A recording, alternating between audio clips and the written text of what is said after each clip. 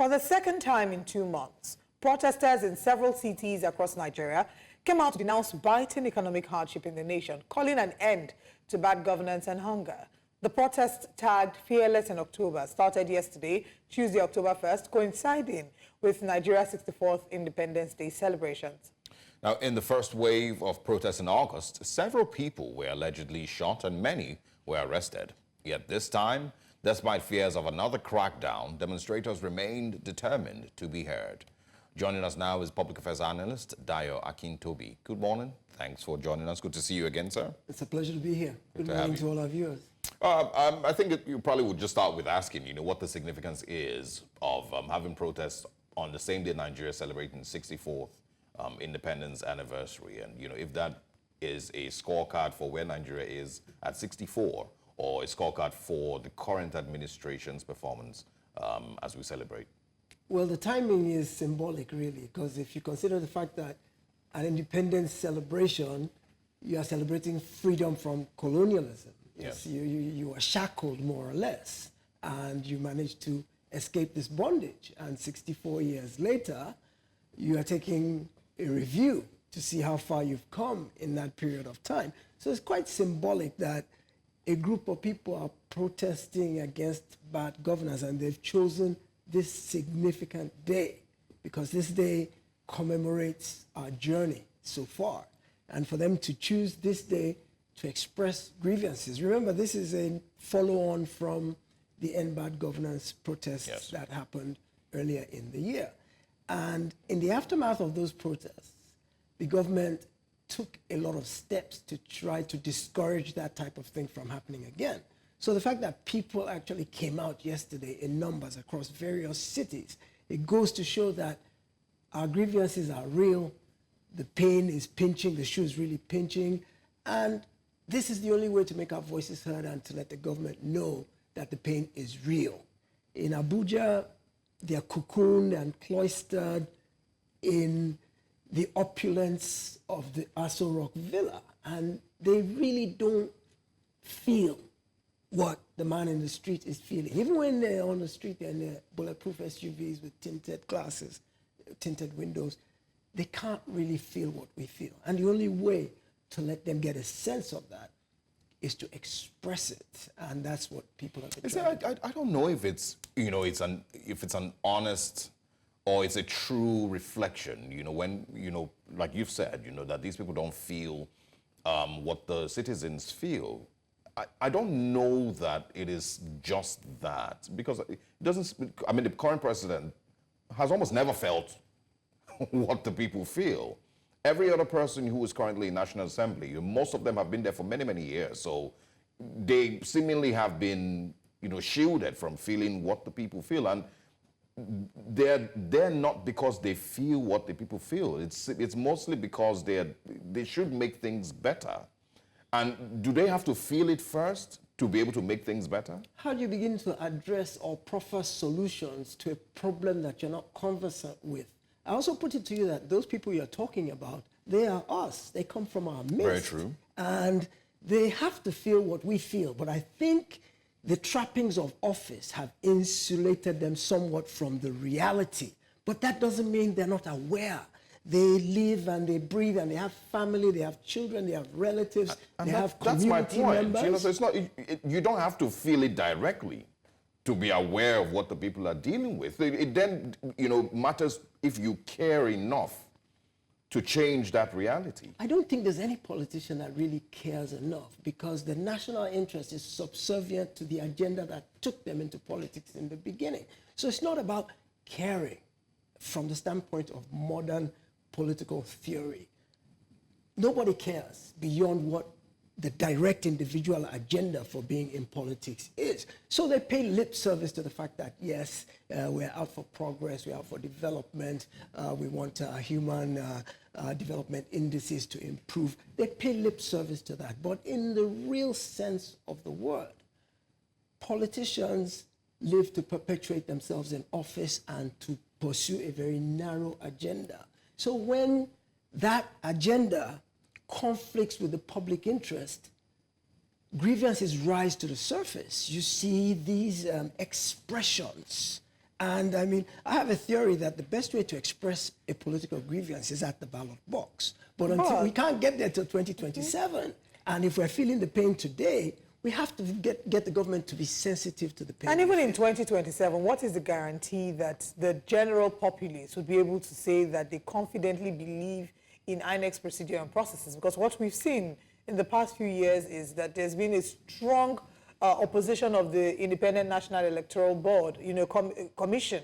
They've been accused of being partisan in some instances. So, and I'm not saying that we would ever get to the point where everybody would agree with the election result, but to be able to say that a vast majority agree, and that maybe a minority disagree. But what we see is right now people don't trust. So this 2027 ballot you're saying, I don't know how many people have a lot of hope in that. But let's come back to the president's speech yesterday. The president talked about a number of things, and very soon I'd like us to narrow down to confirm. But was there anything in that speech that gave you a sense of renewed hope that things will maybe be different for Nigerians in the next year or two? Well, the one thing that I found poignant was the fact that he did acknowledge the fact that he is aware of the hard times Nigerians are going through.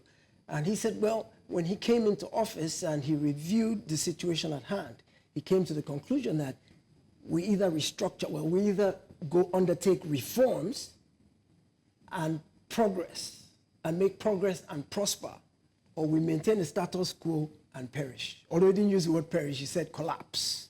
So I found that rather telling, because it lets me know that he does kind of know what is happening out there. He's not insulated, he's not immune to knowledge of the hardships Nigerians are going through. However, the question then becomes, the solutions he's putting forward, are they the right ones? Are they having the desired effect? The big disappointment in the speech yesterday was that it had a lot of generalities. It repeated a lot of the things we have heard before about hope and patience and a lot of feel-good rhetoric to keep us docile and passive. But it was very short on specifics. I thought I would hear specific policy statements that speak to the problems at hand. For example, I was hoping we'd hear something about rejigging his cabinet. Because remember, the president can't do everything by himself. He doesn't know. He's an accountant. He doesn't know finance. He doesn't know works. He doesn't know information and communication. He doesn't know agriculture. So he has lieutenants that run these sectors for him. He articulates a general vision, and his lieutenants go out and implement sectorally the steps that will actualize his vision. Yeah, that's one angle. Another thing that many people had expected to hear would be the ways in which the government is attempting to cut the cost of governance. Because whilst you're telling people to hold on, you should be able to share with us how you as well are holding on and how you are enduring as well. But we'll come back to pick up from the disappointments of the speech after the break.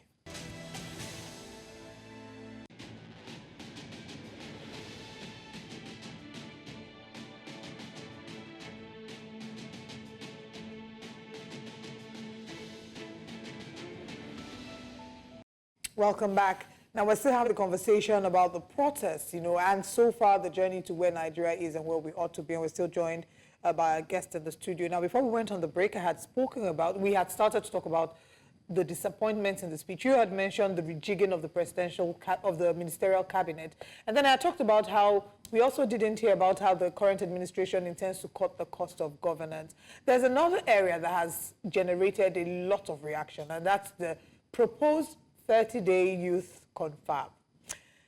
I think the first question will be your general thoughts on that, because there's those who think that it's a great idea. There are others who think that it's a distraction to sort of take the youth away from the protest and give them something to focus on. And there are others who have raised concerns as to if it's in the budget and if, the youths, like who exactly will be the people that make up these youths that would attend the confab. But I don't know if you can maybe see some light to what the suggestion seeks to achieve. Well, yeah, the idea of bringing the youth together to air their grievances in a structured environment as opposed to a protest that's a bit chaotic and haphazard. The idea the government has is let's sit down, air your grievances, let's hear them, and then let's proffer solutions together. I don't think there's anything bad in that, because I think progress starts from discussion, raising problems, bringing them to light, and then sitting down to negotiate a way forward. Now, the issues surrounding the conference, part of what you've identified is how do you select the delegates? How do you select the representatives? How do we know we're getting a cross-section of, a democratic cross-section of the youth that will be representative of a cross-section of the youth across the country? Is it going to be political in nature? Are the people going to be chosen according to affiliations and things like that? Then also there's the worrisome aspect of the budget, because 30 days for a confab. We just finished United Nations General Assembly, which is the largest meeting in the whole world, the most significant. 5 days, done and dusted. When it's now, they're now talking about 30 days. In an age where we can do everything online and not even have to appear physically, that lends credence to the notion that it's going to end up being a jamboree. Look at 2014, the good I was about to bring that up, exactly. confab. The files are gathering dust somewhere, nothing ever came out. So what is it about our government that makes it very easy when we always like to think of conferences, think of report panels. We like to set up panels, they do reports, and nothing is being implemented. If you look at what the 2014 National Conference sought to achieve, the recommendations, the evolution of power, a number of those recommendations till today have not yet been implemented. So why don't we, first of all, maybe revisit the recommendations of the 2014 National Conference? Also, if you recall, at the start of the year, our soaring report became a highlight of the conversation. They had then set up a committee for implementation, gave this committee 12 weeks. Have we heard anything about it? We set up committees to set up committees. There's a committee to set up the committee to look at the Oransai report. Well, I'll tell you that even in the past administration, the Buhari administration, he also gave an instruction about the implementation of the Oransai report. It never came to pass. So that's part of the feel-good rhetoric I was talking about earlier, is that we proffer things to keep people docile and believe that change is in the offing, because Nigerians have notoriously short memories, and those who lead us recognize the fact that we don't stay passionate about a cause for too long. So they can throw us a bone and we gnaw at it for a few minutes, and then we move on to the next issue. So everybody's forgotten about the fact that the president said, go and look at how to implement your Oransai report. You have 12 weeks to do it, and that has gone and nobody's remembering it anymore. It's just in our DNA that we're a cause a minute type of people. Very short attention span. Very short attention span. But, yes. I mean, one of the things, that when I hear these type of stories, I'm always just trying to figure out where is that thinking from? Like, what brought about the thinking, that we should create 30 days out of the year and, give it to youth in Nigeria to have a confab? This is a country that still has a Ministry of Youth, It's not like there is a lack of ideas within the presidency or advisors. So, and just like you've rightly mentioned, the United Nations General Assembly was, on for 5 days. So, I mean, I'm trying to figure out the thinking, like, where does this come from? Who suggests this to Mr. President and says, Mr. President, I think we should use 30 days to do a youth conference for Nigerian youth. And the president says, yes, it's a brilliant idea. Let's go announce it on Independence Day. It's just bewildering to me. And it's pretty much the same thing. When I saw the video, I spoke about it yesterday, the video of the APC candidates in Edo State. And the whole long line of men kneeling down to Mr. President. And they don't see anything wrong with it. So for you, when you see these things, for people who voted in 2023, is there any part of what you've seen in the last 16 months that tells you, yeah, this is the one that will fix Nigeria? The jury is still out on that, I tell you, because we're just about a third of the way in the tenure of an administration. So it's too soon to bring out a scorecard, but the truth is the signs are not looking very positive. If you ask the average Nigerian, from May 28, 2023 to October 2, 2024, are you better off today than you were May 28? I put it to you that 98% of Nigeria will say they're not. They're worse off today than they were. And it's naked for the naked eye. It's out there for everybody to see. Any number you choose, price of fuel, price of electricity. The only bright spot that I see in the 16 months is the minimum wage that has been increased to 70,000, and which the federal government last week What of said student loan? it will start paying off. Well, student loan is a good thing as well, I think, but it has its critics who say we should be giving grants and not encumbering students with this mountain of debt. Nigeria itself has a debt problem, and we're seeing difficulties in terms of paying these things back, and that we shouldn't be encumbering people who are just starting out in life with a burden that may become a problem for them later on. So it's kind of a catch-22. It has, just as everything, has downsides and upsides as well. But overall, when you look at the entire quality of life of Nigerians between when this administration came in and today, by and large, we're on a downward spiral. I have a theory that since yesterday was independence, I looked back to 1960 when we became independent and studied every administration since we became independent. And I want to say that the very first administration that came in, the civilian government, parliamentary system with Azikiwe as the president and all those people, they were the only administration who took Nigeria up to a certain zenith.